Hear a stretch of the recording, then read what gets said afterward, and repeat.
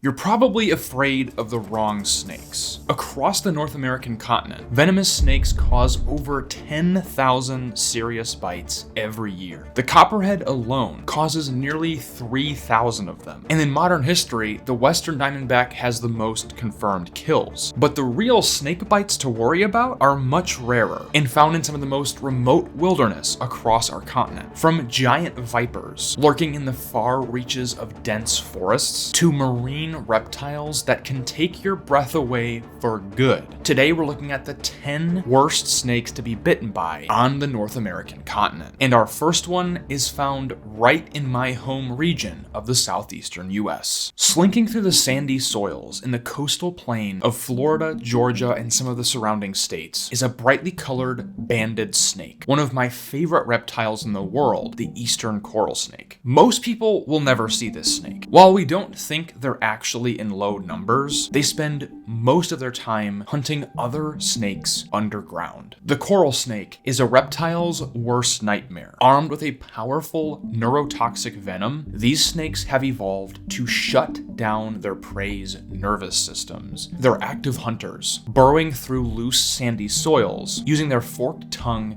to hunt for other snakes, and short, fixed fangs in the front of their mouth puncture the hard scales of their reptilian prey, injecting that powerful venom. Based on what we know right now, the eastern coral snake is the most toxic by weight of all of the terrestrial elapids in the Western Hemisphere. But it's not just their venom potency that lands them on this list. Their nearly painless bite makes them a silent killer. Most of the time, you don't even realize you've been bitten until serious neurological symptoms start to manifest, often hours later. The coral snake's venom blocks nerve signaling, meaning you basically lose control of your muscles. Death to this snake bite comes from respiratory failure as your diaphragm paralyzes and you can no longer pull air into your lungs to breathe. What makes this snake particularly dangerous is that because bites are so rare, antivenom is in short supply. In fact, sources don't even agree on whether or not antivenom is still in production for this snake. So getting treatment for a coral snake bite can actually prove quite difficult. And as crazy venomous as the coral snake is, it's the weakest of the snakes we're talking about today. So the bites are only going to get worse. Following the Pacific coast of Mexico, we have one of the coolest looking vipers on the North American continent. This is the cantil. And these are honestly a snake that not a lot of people are aware exist outside of Mexico. You've probably heard of the copperhead and the cottonmouth, right? Well, these cantils also belong to the same exact genus. There are several different species, but the general consensus is that Agkistrodon bilineatus, the Mexican cantil, is the most dangerous of them. These are dark brown, sometimes even reddish snakes, and that dark banded pattern gives them camouflage on the forest floor. Generally speaking, we don't think of the moccasin snakes in the genus Agkistrodon, being all that dangerous. In the US, copperheads and cottonmouths represent the majority of snake bites, and while these are serious medical emergencies, people aren't really dropping dead left and right to these snakes. Their venom is hemotoxic, destroying blood and sometimes even tissue around the bite site, but because their venom isn't usually that strong, it's not causing delocalized systemic symptoms. If you're bitten by a copperhead or cottonmouth, they tend to stay localized to the limb. This is not true with the cantils. In fact, throughout their range, these are feared even more than some of the lancehead vipers. And deaths to human adults have occurred in just a matter of hours, even after being bitten by relatively small specimens. The reason being is that their hemotoxin is considerably stronger than that of their northern cousins. Cantils live closer to the equator and tend to correlate with much more biodiverse regions, much more extreme terrain, and that could partially explain the need for a venom that kills their prey quicker. They just have more things to compete with for resources. But what that means is a bite from one of these snakes can quickly result in multi-system organ failure as their hemolytic venom destroys your insides, ripping your cells apart. Next up, we have one of my favorite snakes, not just because they look cool, but because they are so incredibly special. The timber rattlesnakes have one of the widest distributions in the entire United States, and they're also among among the largest rattlesnakes in the world. These are beefy, heavy rattlesnakes, and they're found in a wide variety of habitats. You have coastal lowland varieties, sometimes called the canebrake rattlesnake, and golden or charcoal gray montane populations of timber rattlesnakes that look absolutely gorgeous. And these are powerfully venomous snakes. Like most pit vipers, they are armed with a chemotoxic venom, which is perfect for disrupting the systems of their medium-sized mammal prey. But some populations of timber rattlesnakes are even armed with mild neurotoxins. So if you're bitten by this snake, you're in for a really bad time. Their venom acts quickly, causing searing pain that quickly goes systemic as its chemotoxic effects get to work on your body. And generally, death comes down to kidney failure or multi-system organ failure. What's interesting with the timber rattlesnake is they're actually really reluctant to bite. In fact, they're one of the most chill, docile rattlesnakes that I've ever had the pleasure of working with. But due to their extremely wide range in the US, they do cause bites relatively frequently. Despite being closer to the more toxic end of the rattlesnake spectrum, what makes their bite so bad is actually the sheer volume of venom they put out. You can see these guys boast just massive venom glands. Oftentimes, the amount of venom you receive is more important than the toxicity of that venom. There are insects and spiders that are 5 to 10 times more toxic by weight than this snake is, but you don't hear about people dying to those bites and stings. You do, however, hear of people dying to the bite of the timber rattlesnake. Our next snake is also a rattlesnake, and it's not going to be the last rattlesnake on this list either. The genus Crotalus is one of the most diverse across the entire North American continent, and quite a few of them are boasting seriously gnarly venoms. Found throughout the southern tip of California and down into Baja California in Mexico is the southern Pacific rattlesnake. Some people will say that it's its own species, others will say that it's a subspecies of the western rattlesnake. But the southern Pacific rattlesnake is pretty frickin' scary. This year alone, we've already confirmed several kills to this snake. And in the US, snake bite deaths are fairly rare, so if a snake is killing people, we should take notice. Studies on their venom are still coming out, but it's possible that this one may be among the most venomous snakes by weight in the Western Hemisphere. And that's because this particular snake is armed with a brutal mixture of both chemotoxic and neurotoxic compounds in its venom. The southern Pacific rattlesnakes are not just destroying your tissue, they're also shutting your nervous system down. And this two-pronged effect makes treating one of their bites kinda difficult. What makes this snake unusually dangerous among North American snakes is that our typical antivenoms are less effective on this snake than other North American vipers. While Crofab works pretty universally on cottonmouth bites, copperhead bites, and most rattlesnake bites, generally you need much higher doses of it to combat the effects of the southern Pacific rattlesnake. Exactly why this happens, we're not totally sure, but the difficulty of treating this bite makes it a uniquely dangerous snake. And unlike the coral snake, people encounter these guys all the time. It's actually one of the most common snakes in Southern California, so bites are happening very, very frequently. Moving further south into Central America, we have the furdilance. This species is actually most famous from South America, where it's actually the deadliest snake in the Western Hemisphere. And while it is killing people in North America as well, the regions it lives in are less populous, and the snake seems to be much rarer north of the South American border, so it's not competing with things like the Western diamondback on confirmed human deaths. But it is a very, very serious snake bite. The lancehead vipers in general have kind of an elevated version of rattlesnake venom. It's chemotoxic, but it's much more powerful than your typical rattlesnake. Something you might not have realized is that opossums,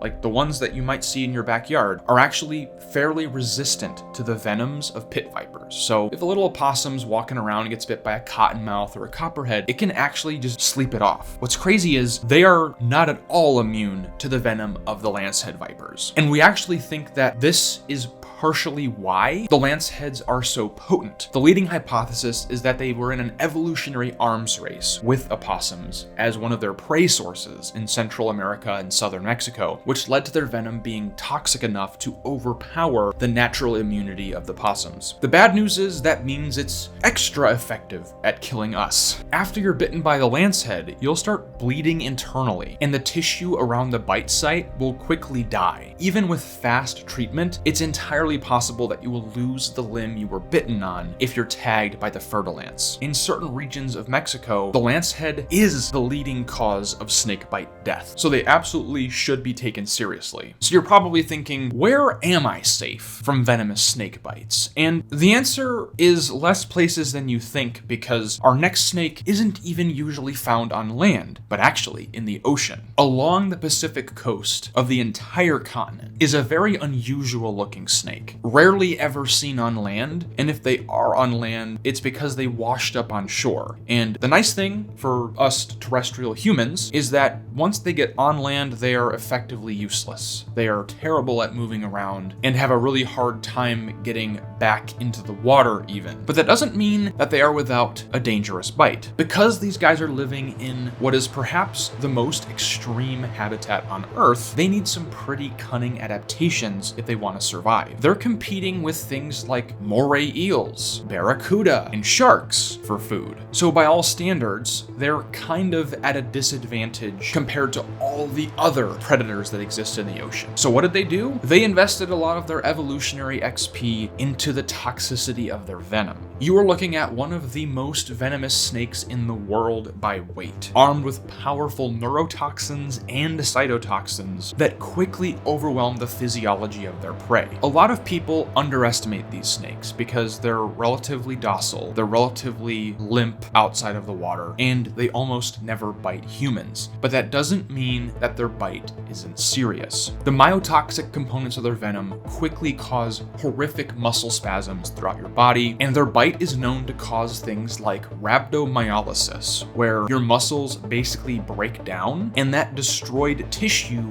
gums up your organs. It is a very, very unpleasant way to go. Their neurotoxins are slow acting, so you're actually suffering and in a lot of pain before the paralysis finally sets in. So after a couple hours of immense pain, the sea snake will shut down your central nervous system and give you the sweet release of death. Our next snake is one that you may not have known occurs on the North American continent. Found in the rainforests specifically of Panama and Costa Rica are a group of vipers known as the bushmasters. These snakes are extraordinarily rare, and this is kind of the northern edge of their range. They're much better known from habitats like the Amazon rainforest and the Chocó, but the bushmasters are the largest vipers in the world. These things make your typical rattlesnake look like a tiny worm. And one of my favorite things about them is the name for their genus, Lachesis. If you're a Greek mythology fan, you'll recognize that name as one of the 3 Greek fates. So what's awesome about these snakes is you're hiking in the rainforest and you meet your fate. What's interesting about the bushmasters is, as far as viper venoms go, they're actually not terribly toxic. The problem is they have a boatload of venom in a bite. There's pretty much only one snake in the Western Hemisphere that rivals them on venom yield. They also have among the largest fangs of any snake in the Western Hemisphere, so they can inject that venom very deep into your tissue.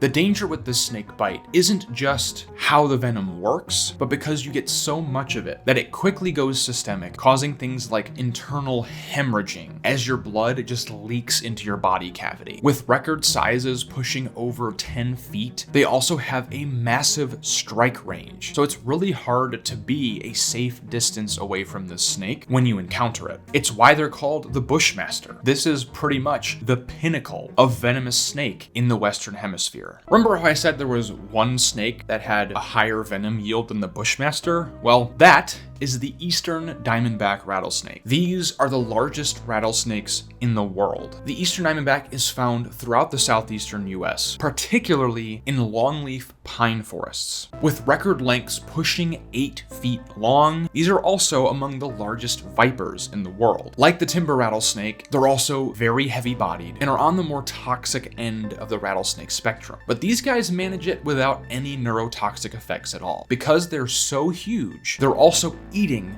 larger mammalian prey. They're not targeting little rats and mice, which means they need a hemotoxin that's going to work a bit more systemically to kill their prey. If you look at the size of the heads of these snakes, you can also see how serious their venom yield is. A single bite from an adult eastern diamondback contains enough venom to kill 10 human beings my size. And with the longest fangs of any rattlesnake, like the Bushmaster, they're pumping that venom very deep into tissue. If you're bitten by this snake, you are in a world of danger. In my opinion though, the scariest thing about this snake isn't even its bite. It's actually the fact that it's disappearing from our world. The reason these snakes are disappearing is because their habitat is disappearing. And given that the longleaf pine forests are one of the most biodiverse habitats in the world, like up there with tropical rainforests, losing these habitats means we're losing a ton of the biodiversity that makes our world so special. So despite the fact that eastern diamondbacks have a pretty scary bite, seeing one is actually a sign that you're in a very special natural area. Keeping with the trend of dangerous rattlesnake bites, we're moving into the southwestern US and north central Mexico. This is the Mojave rattlesnake. Like the eastern diamondback, it has a pretty diamond pattern that runs on its back. But one of the best ways to identify the Mojaves is the large scales above their eyes. They almost look like they're wearing goggles or something. Many populations also have a greenish tinge to their scales, which have given them the nickname the Mojave Green. The Mojave rattlesnake is infamous for being potentially the most dangerous rattlesnake bite in the world. Some sources call it the most venomous rattlesnake in the world, but we know that the tiger rattlesnake is significantly more toxic, so this actually isn't true. But they are among the most toxic snakes in the Western Hemisphere. The reason their venom is so potent is they have a 1-2 punch of hemotoxic and neurotoxic venoms. I used to think that the neurotoxic effect was kind of a unique thing for the Mojaves, but it turns out that the common ancestor of all rattlesnakes actually had a venom similar to the Mojave, and many of the less toxic species that exist today lost the neurotoxins over the years because they're hunting smaller, weaker prey. The reason the Mojave is so dangerous and has kept its powerful neurotoxic bite is because they're hunting things like kangaroo rats in the open, grassy deserts of the Southwest. Many of these rodents are extremely fast, which means if you want to actually secure a meal, you need to be able to kill the kangaroo rats faster than they can escape. What this means for you is kind of like the Southern Pacific rattlesnake. You have a lot of different problems to deal with when you're bitten by it. So the Mojave is a pretty darn dangerous snake to be bitten by,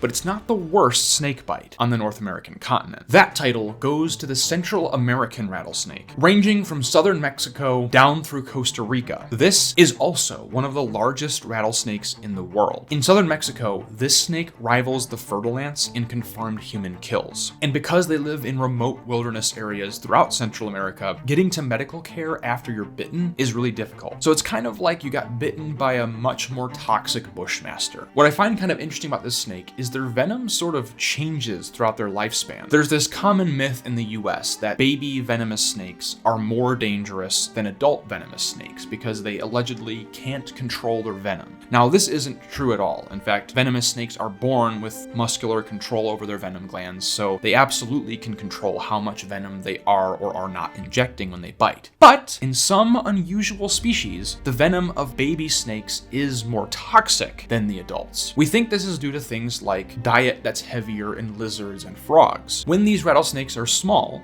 they are too small to eat most of the mammals that they exist with. But there are plenty of lizards, small snakes. They have plenty of frog options to choose from. So it makes sense that the neonates of the Central American rattlesnake would have a more neurotoxic venom. And over the course of their life, as they grow and become big enough to actually take down mammalian prey, that their venom switches to the more hemotoxic variety. A bite from an adult of this species is going to be immensely painful, cause all those nasty hemotoxic symptoms. Because it's such a large snake with such a high venom yield, it's not just the initial bite you have to worry about, but recovery is going to be a long and uncertain road. Secondary infections and septic shock can kill you days to weeks after you leave the hospital after being treated for this bite. This snake is an insane force of nature and absolutely deserves its title as the worst snake bite on the North American continent. It's absolutely insane to me that so many snakes have evolved evolved such powerful toxins that they can kill animals larger than they are,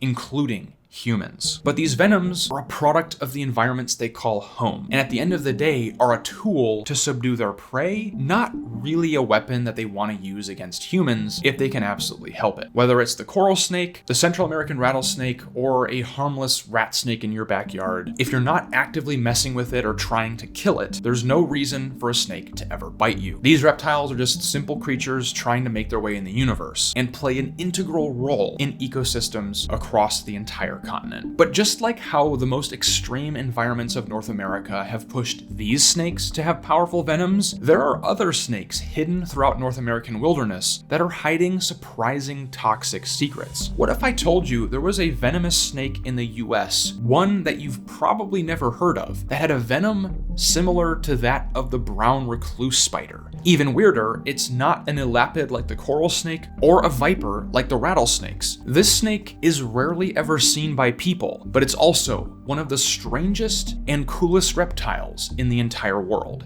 If you want to learn more about the bizarre lyre snake, check out this video right here. Hope to see you there, but until next time, don't forget to get outside and find your own adventure.